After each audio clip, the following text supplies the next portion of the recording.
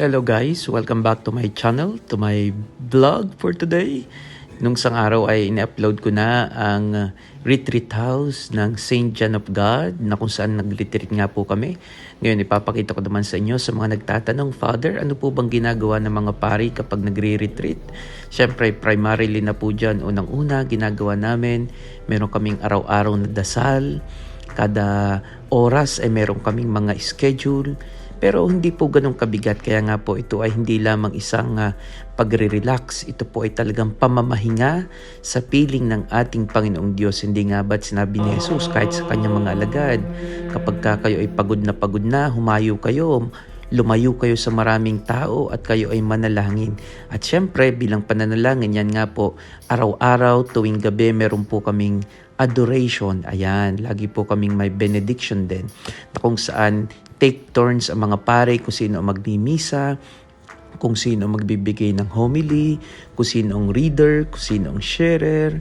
At nakakatuwa po sapagkat nung isang gabi rin kami din ay nagkumpisalan sa bawat isa. Siguro kung meron isang talagang maganda na nangyayari kapag ka-retreat ay yung mga pare ay nagkukumpisal sa bawat isa.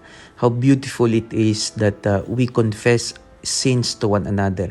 Yung po bang ramdam na ramdam namin yung talagang kapatiran ng mga pagkapari namin na ang bawat isa ay nagiging bahagi ng pag-ibig ng Diyos para sa kanyang kapwa-pari.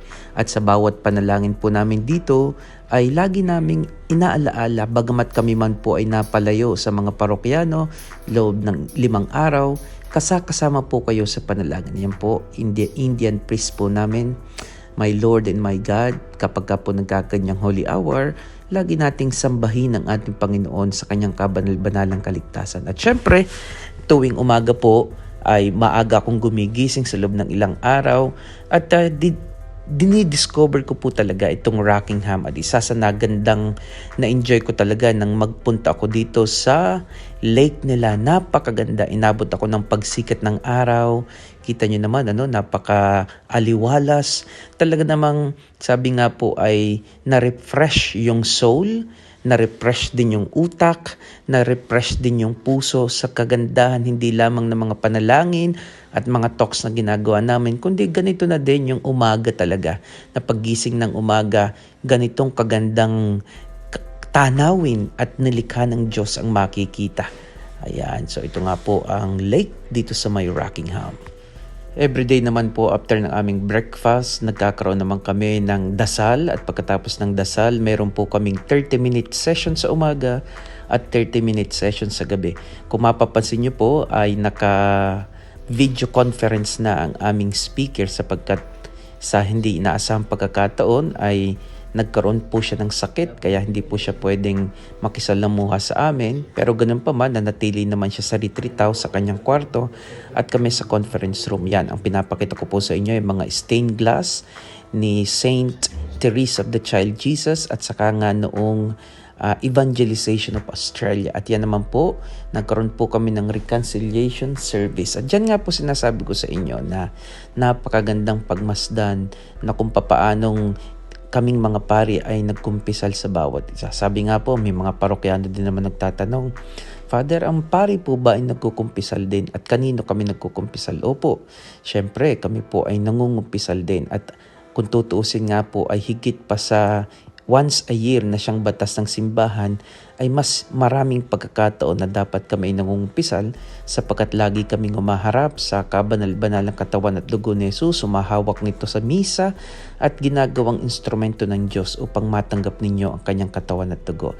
At ito nga po, meron na naman kaming holy hour at syempre po sa holy hour na ito po isang oras na katahimikan, pinapatay ng konting ilaw, ang may ilaw na lamang ay nakatutok doon sa Blessed Sacrament at may kandila upang mag-invite sa amin sa pananalangin.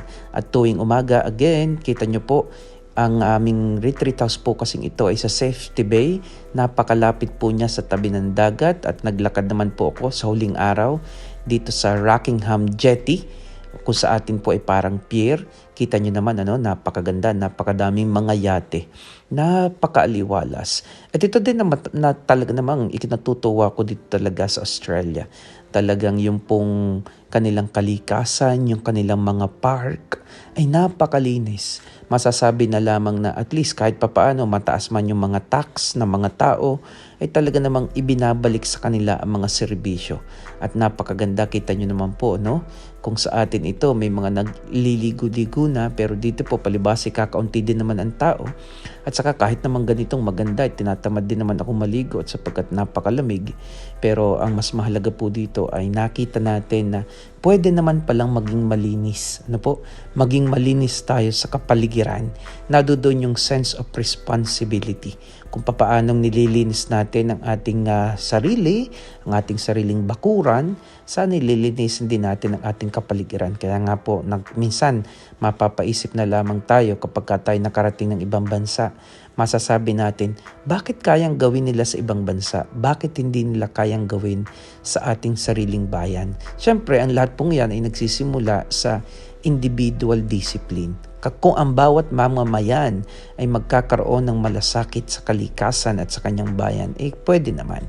At ito na nga po, nagbabalik kami sa session hall at araw-araw nga po ay kami ay mayroong talk about scriptural base po kasi mga reflection namin sapagkat scriptural scholar ang aming speaker at yan ang pinapakita ko po dito ay isang aboriginal art na kung saan itinuturing dito.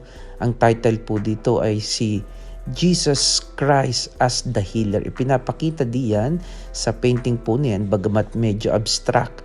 Kung makikita nyo nasa sa gitna ang cross, pinapakita diyan na kung papaanong nung una, syempre po katulad sa atin din naman sa Pilipinas, merong tinatawag na mga doctors na naniniwala sa mga iba't ibang uri ng gamot, pero sinabi dito na more than sa mga natural medicine, kinakailangan din natin ng ating Panginoong Diyos, the divine healer, the greatest healer of all. At ito na nga po yung aming closing mass noong Friday. Kung tutuusin, dapat umuwi na ako ng Albany nung Friday ng umaga. Hindi ko natatapusin kasi nga po mayroong retreat concert sa St. Joseph College.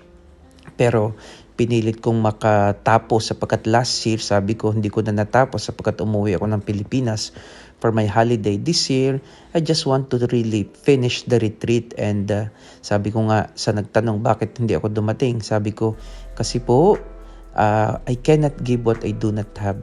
You have to understand that all of us priests, in as much as we want to give something to the people, we also need to recharge, to be revitalized and to be renewed so that we can even give more to the people of God. Kaya po, sama-sama po tayong manalangin upang ating mga hangarin ay laging patnubayan ng Diyos. So hanggang sa muli, salamat sa panonood. Kung nanonood ka hanggang dito, thank you very much and God bless you.